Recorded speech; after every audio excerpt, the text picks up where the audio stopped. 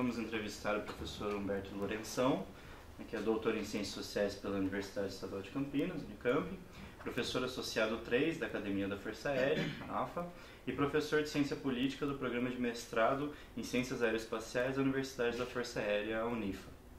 Bom, boa tarde, professor. Boa tarde, obrigado pelo convite. Bom, primeiramente, gostaria de tratar sobre a Amazônia. De que modo a Amazônia é abordada nesses novos documentos de defesa que foram submetidos para aprovação do Congresso, né, em forma de minuta, e quais os desafios que o senhor visualiza que ainda se apresentam para essa região do país? Tá bem. Historicamente, nos documentos do UNID, a Amazônia ela tem sido mostrada como um ponto de vulnerabilidade, principalmente a fronteira norte, né, nas questões de defesa. Então não é diferente nessas minutas. Ela ainda se coloca com esses desafios em que há uma grande área de fronteira norte, ao norte da calha do rio Solimões, que é um ponto em que há pouquíssima presença do Estado. Então, se considerarmos as novas ameaças, esses novos modelos de ameaças que têm sido pensados com o desenvolvimento do pensamento estratégico, acho que os principais desafios é aumentar a presença do Estado, mas não só em termos dos comandos militares, como pelotões de fronteira do Exército, ou mesmo bases aéreas, ou a participação da Marinha na região dos rios, né? Mas aumentar mesmo os outros ministérios, melhorar a presença do Estado no atendimento de saúde, de educação, tribunais de justiça, para que as pessoas se sintam mais brasileiras, mais encampadas pelo Estado brasileiro, e isso vai trazer uma segurança maior para a região, não só em termos de segurança pública, mas em termos de segurança nacional mesmo, entende? Então acho que este é o ponto. E naqueles grandes projetos de fronteiras ali na região, o senhor vê algum impacto?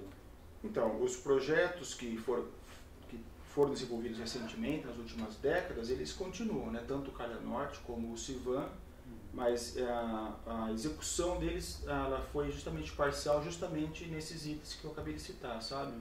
Até a parte do aparato militar, ele veio um pouco mais a contento, né, com essa mudança do eixo estratégico mais do centro-sul do Brasil para a fronteira norte. Então acabou realmente se tornando uma região um pouco mais em que o Estado esteve um pouco mais atento em termos de segurança militar ou de defesa militar, mas ainda falta muito para uma presença do Estado mais efetiva, né?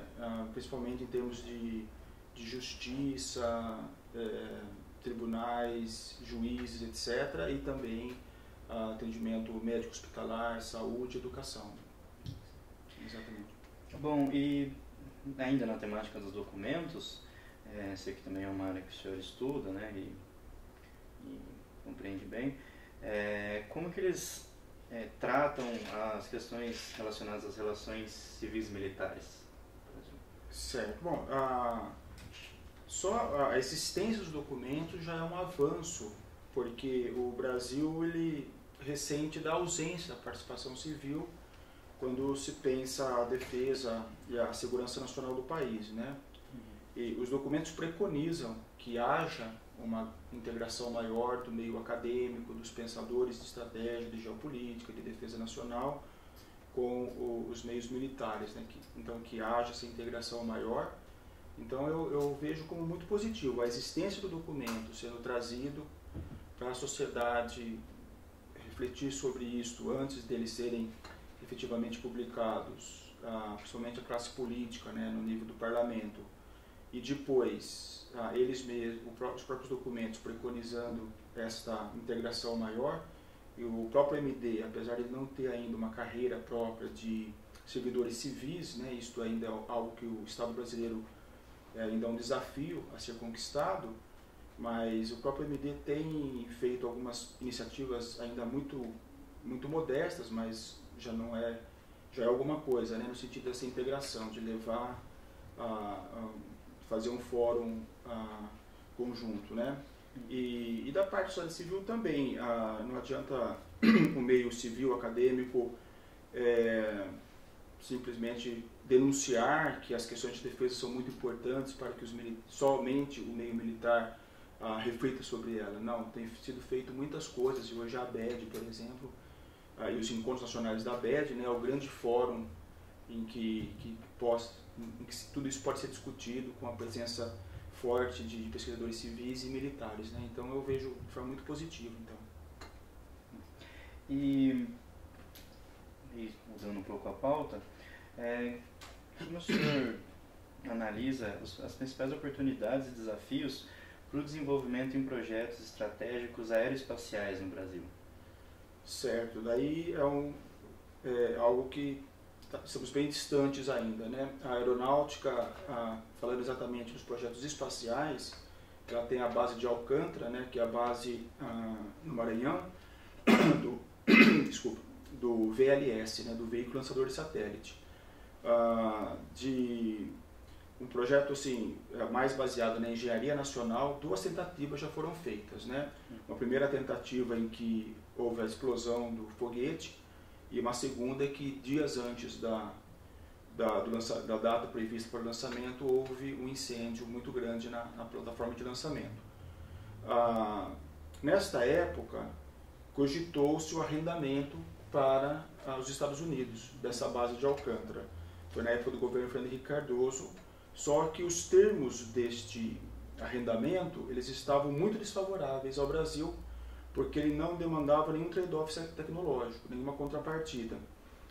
Seria realmente uma alienação do espaço, porque a base de Alcântara, como ela está na linha do Equador, ela propicia que você consiga lançar um satélite geoestacionário com uma economia de 1/3 de combustível, né? Para termos de comparação, a Israel, cada vez que precisa lançar um foguete, tem que fazer mais de 10 correções de rota para não pegar o espaço aéreo dos vizinhos.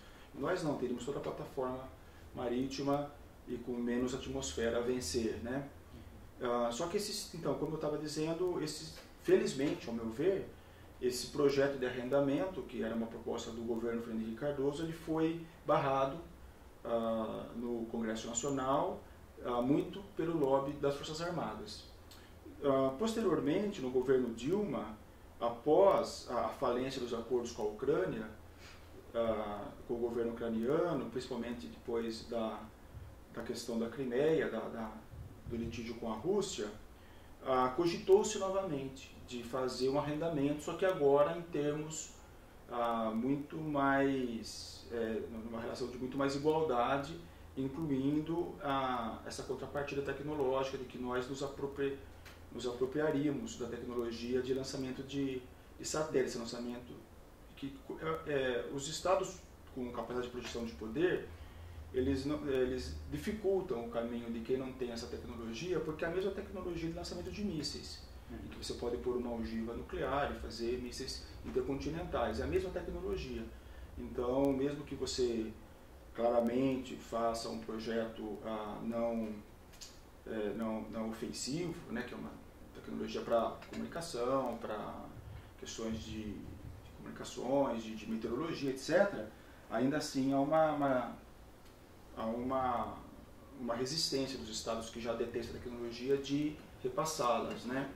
Então, esse projeto já estava sendo pensado com essas contrapartidas e esse aluguel da base de Alcântara viria a financiar o nosso projeto espacial brasileiro.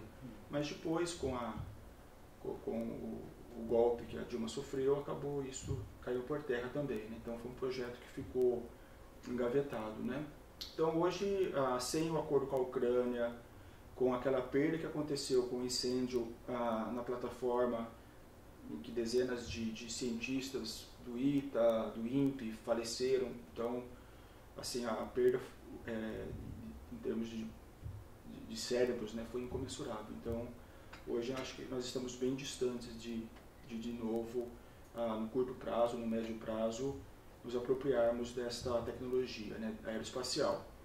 A aérea, de modo geral, o interessante é que a grande maioria dos grandes projetos que estão em curso, como agora o projeto FX2 do Gripen, né, do caça, eles subentendem uma apropriação de tecnologia, o repasse de tecnologia. Então acho que isso é um ponto positivo, né? Não é só uma capacitação de poder aéreo, mas é também algo que vem a